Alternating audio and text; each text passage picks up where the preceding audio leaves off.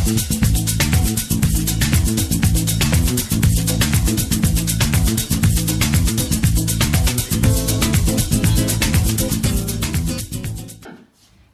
so the first thing I want to talk about is protein, which is one of the biggest things on the vegan diet. And the average woman who's sedentary needs about 46 grams of protein. The average man needs about 56. And so I want to start with probably the best protein on the vegan diet, which is black beans.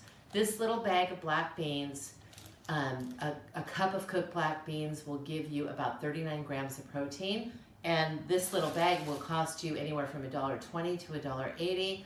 And it's the best way to get protein on the vegan diet, the most healthy way. And as you'll see, I'll show you some processed type food, but the dried beans are what I want to start with because they're the most healthy. So I'd like to have my kitchen full of dried things like lentils, black beans, kidney beans, any other kind of beans that you like. There's hundreds and hundreds of different kinds of beans.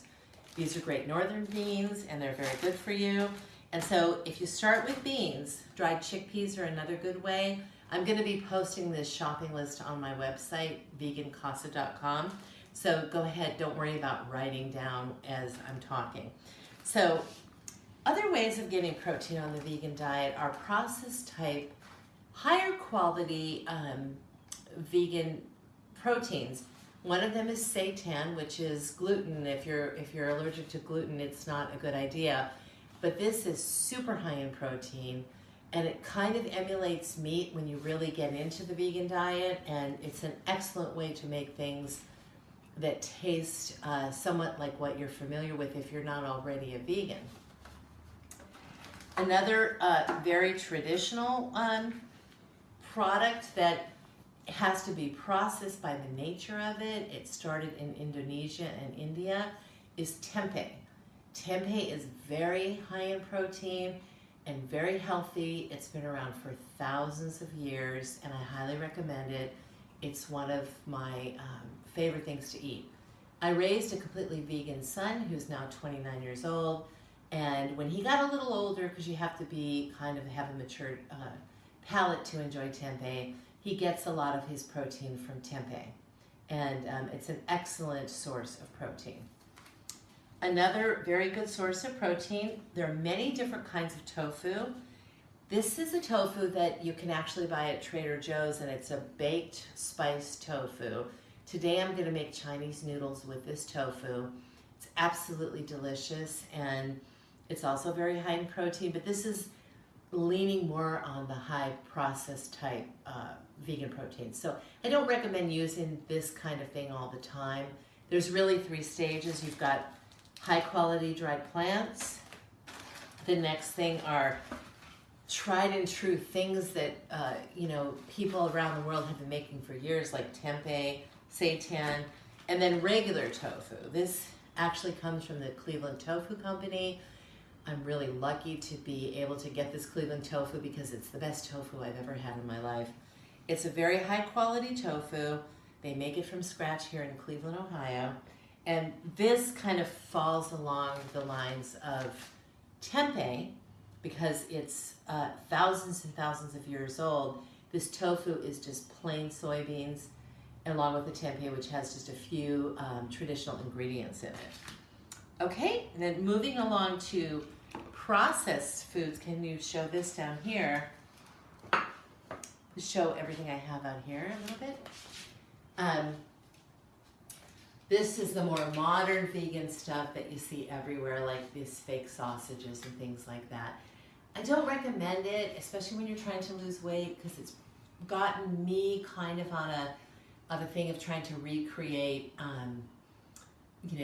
meat products, sausage sandwiches and things like that, and it's really not that healthy.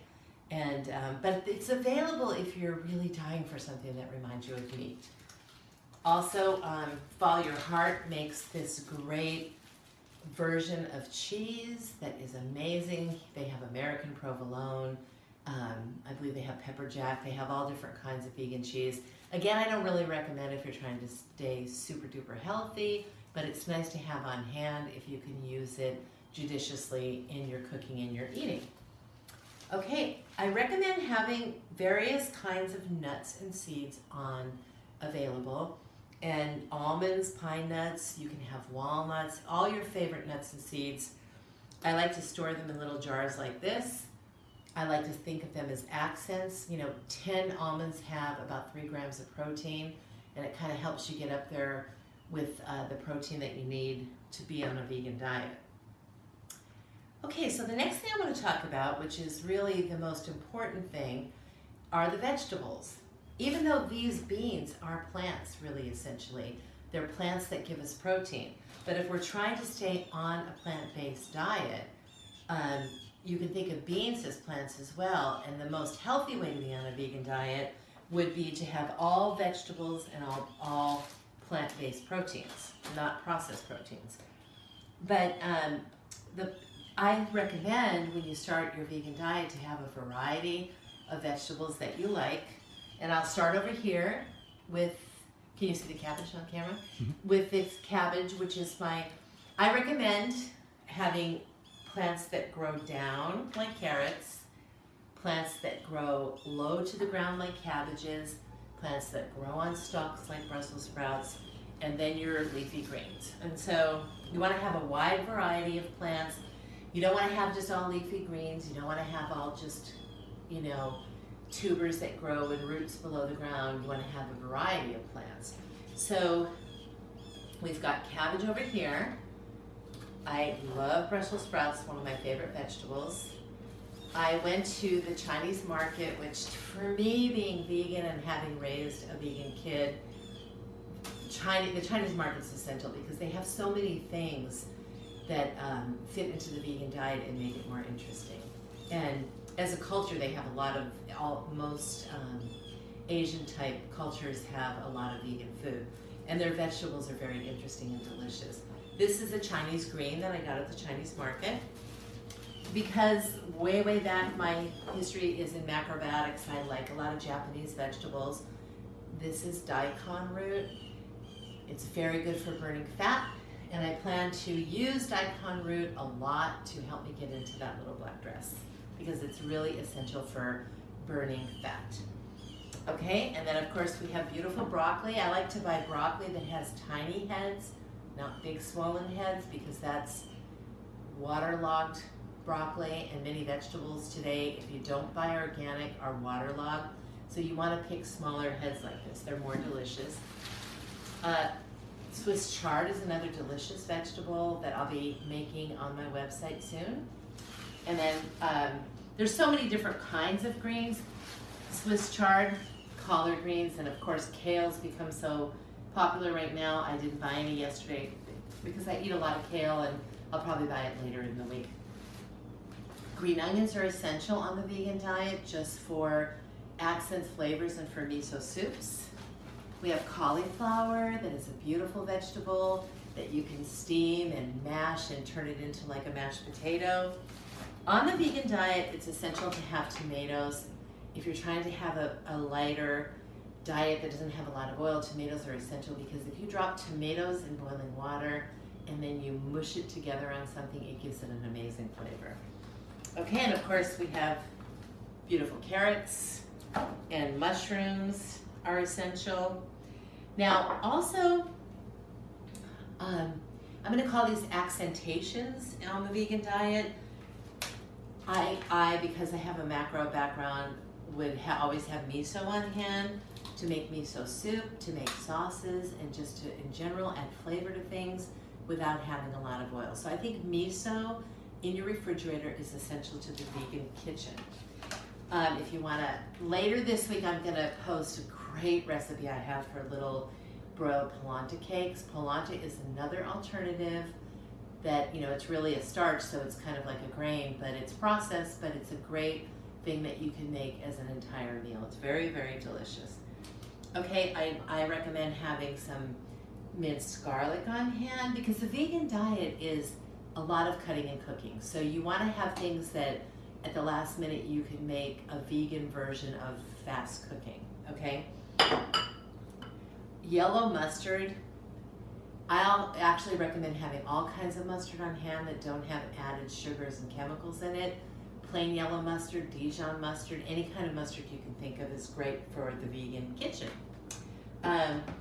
Okay, so now, also I have this little jar of jalapenos that if you're in a pinch one night and you want to just throw on brown rice, throw a little jalapenos on there with some raw cabbage. It's a delicious, quick bowl that you can make if you're really busy and stressed for time.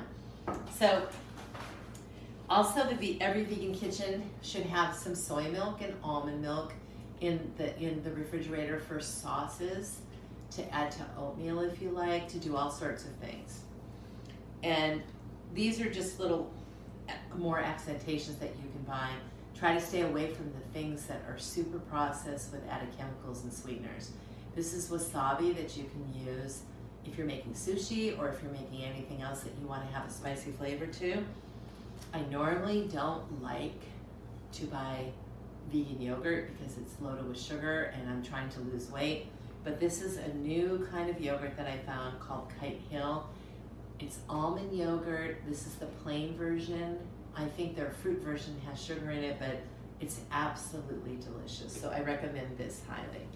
All right, so now we're gonna move over here to, I also wanna show any kitchen, vegan or not, should have onions, red and white. Try to buy onions that are small and tight and not big and mushy that have been overgrown and overwatered. Okay, every vegan kitchen should have a little piece of ginger like this that I'll show you later on the website how to use it.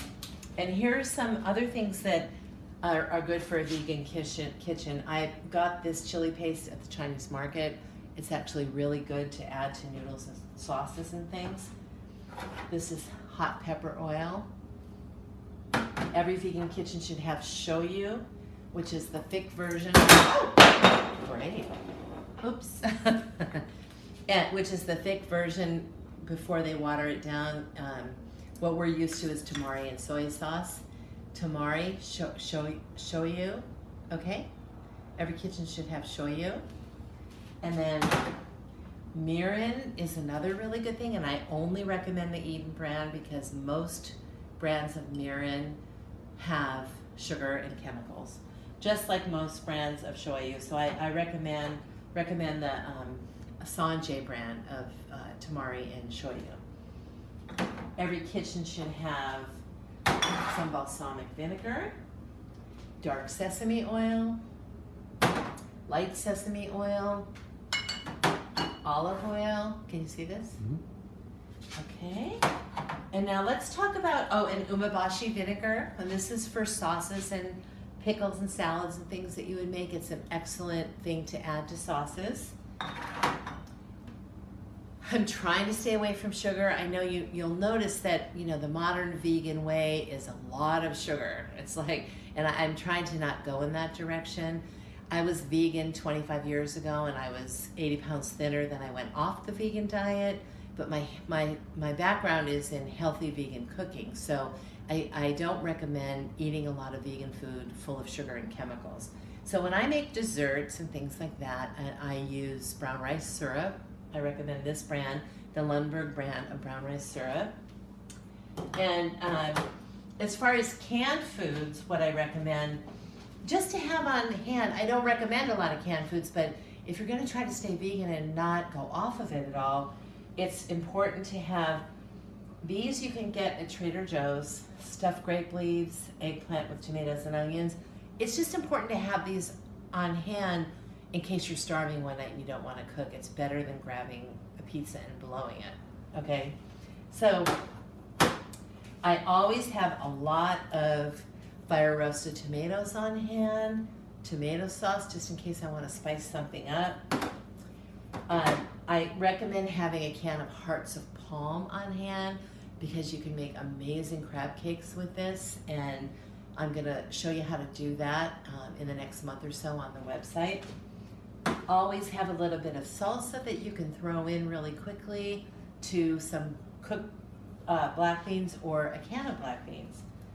And I always recommend to have diced Ortega chilies, because I'm originally from California. And artichoke hearts, always have on hand because you can make an amazing pasta or rice dish and feel like you're in a gourmet restaurant. And of course, one of the most important things is canned garbanzo beans, because you can do anything with this, from taking the liquid in the can to make an amazing aquafaba whipped cream. You can make mock tuna fish with this. You can make hummus with it. You can do anything with this. This is probably the most important canned food. Okay, so now let's go into the grains. The number one grain that you should have in your kitchen should be short organic brown rice. And I'm going to put this on the website. You should have millet in your kitchen to make things like millet cakes and just millet with cauliflower, all sorts of things you can make with millet. A very excellent source of protein is quinoa. You should have quinoa in your kitchen. Okay, now I'm a big lover of brown sweet rice. Okay, I probably abuse it, which is why I'm overweight, but I eat a lot of sweet rice for breakfast, and if I have a bowl of this for breakfast, about a cup and a half, it gives me energy all day long. It's pretty amazing. So I recommend having brown sweet rice. If you go to any Asian market, you have to really make sure you're buying brown. You don't want to buy white sweet rice. You want to buy brown sweet rice. I'm trying to stay gluten-free, so I'm a big proponent of rice noodles, which I'm going to make this today for lunch with cabbage and some other Asian things.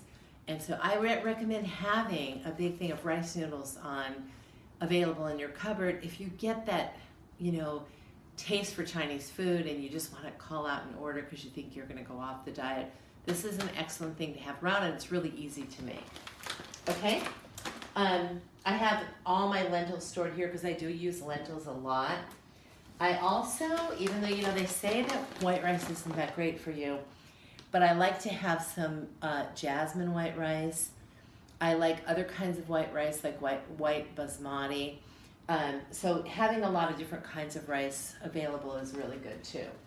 Here I have some long grain brown rice, and let's see, I have some flaxseed meal here, and let's see, different kinds of, this is, most people don't realize that oatmeal, which is good. I mean, a cup of oatmeal has 6 grams of protein, so oatmeal is good, but oatmeal is kind of like white rice.